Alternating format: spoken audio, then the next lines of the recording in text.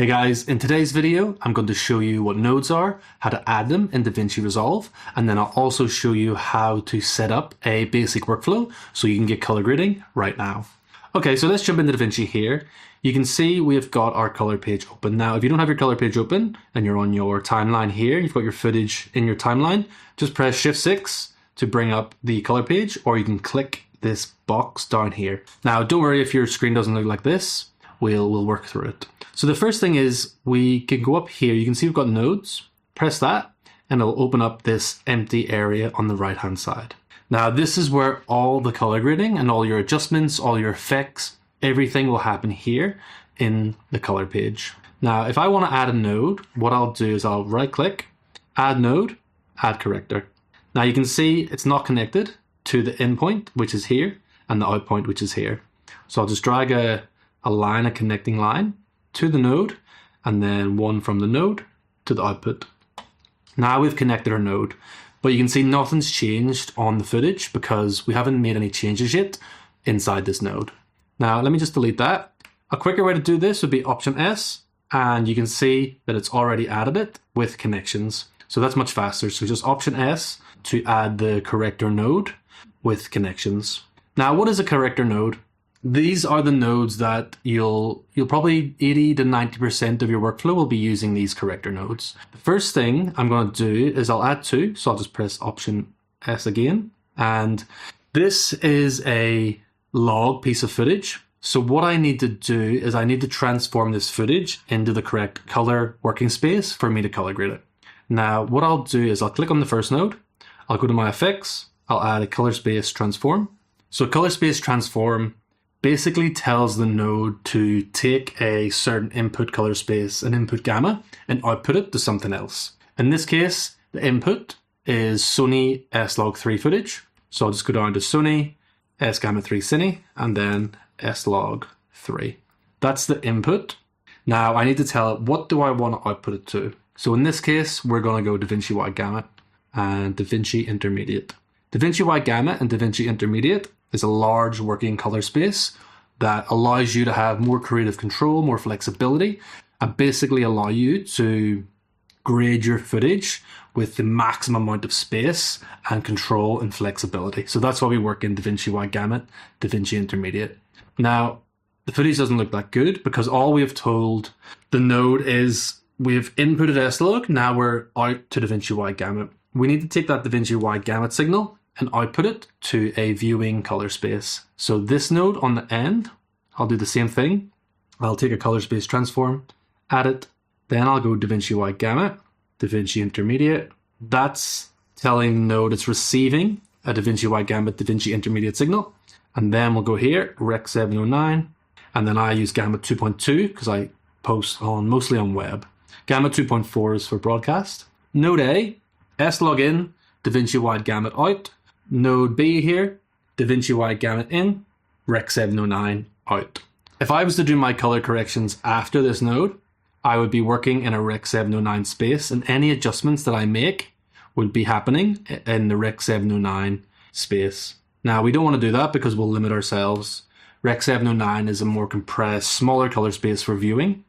We want to work in here inside these two nodes. This is where DaVinci Wide Gamut is, and that's where our large color space is happening. So what I'll do here is I'll add a few more nodes inside. Now these three nodes are inside DaVinci Wide Gamut. So that's where we start making corrections. That's where we start our color grading. That's where we do our exposure adjustments, our contrast, our HSL.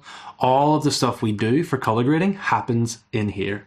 Don't forget, you'll want to, if you click on the node, press R, and then you can rename it CST in, and then I'll R, CST out. Make sure you get into the habit of labeling your nodes, because when you come back, when you save these node trees, when you save any color grades, it'll save the names, and you just want to know what's happening inside that node with a glance. If I didn't have labels, I wouldn't know what adjustments are happening in the node. So let's take this first node. Let's name this exposure. Let's take the second node, white balance. And let's take the third node, contrast. So now what I can do is I can start making exposure adjustments here, white balance adjustments here, and contrast adjustments here. Now let me just delete those. The way I like to work is that that's a linear node structure. I like to keep my basic corrections in a parallel. Let me show you how to do that. So let me just add a node. If I right click this node and press add parallel, you can see now we've got these two nodes and then they're getting mixed with this mixer here. Let me just add another one here, add another parallel.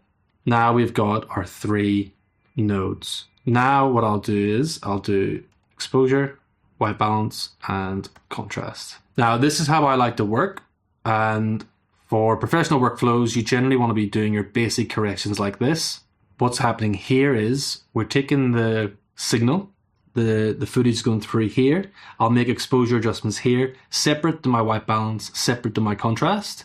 And the same here, white balance separate to exposure, separate to contrast, and then contrast is separate to white balance and exposure. And it's taking those 3 adjustments that are done individually, mixing them here, and then outputting it. So I've tested this, I've tested linear, I've tested parallel. There's minor differences, very, very subtle differences in how the image really looks. I like to work like this because if I come back to my basic corrections after my look development, which I do here, I like to make any changes individually. So if I just need to do a quick white balance adjustment, I know that I can change the white balance without changing exposure or contrast. So that's how I like to work. That's my workflow, and it works pretty well. Plus, I like to have a tidy node structure because you're constantly jumping in, you're moving things around. If you've got it like this, it's nice and tidy, it's neat, keeps things organized, and it'll just speed up and improve your workflow. Now, once we've set up that basic structure, what we can do here is I can right click and then press grab still. So what's going to happen there is it's going to save this structure over here in our gallery. And if I go to my stills here, you can see that still that I just saved. Grab still, you can see it's saving it here. So instead of doing that all again and repeating yourself, all you need to do is you can add a node and then drag the still on top, and you can see straight away we have that structure replicated. And as you're color grading, as you're going through your footage, this will save you so much time, setting up. All you need to do is set up these structures once. You might have different node structures for different workflows, but the majority of mine looks like this. And I'll just show you quickly a effect that I've got, which is I've got all my looks, all my effects saved. This just saves a lot of time. This is one that I use quite a lot, and you can see straight away that we get a very good starting point and a good foundation to begin color grading. So fast and effective. That's nodes. Very straightforward, very simple. And thanks again for watching. I've got a free download for you guys. So if you just go into the description below, there's a link to Gumroad with node structures. There's some LUTs in there, workflow, how to set up all the stuff for beginners to get set up efficiently and fast inside the Vinci Resolve. So go ahead, give it a download. And if you've got any questions, leave them in the comments. And please feel to reach out if you've got anything you need to know about DaVinci, how to set things up, anything if you're a beginner, please just reach out and ask me. I'll be more than happy to help. Thanks guys. I'll see you in the next video.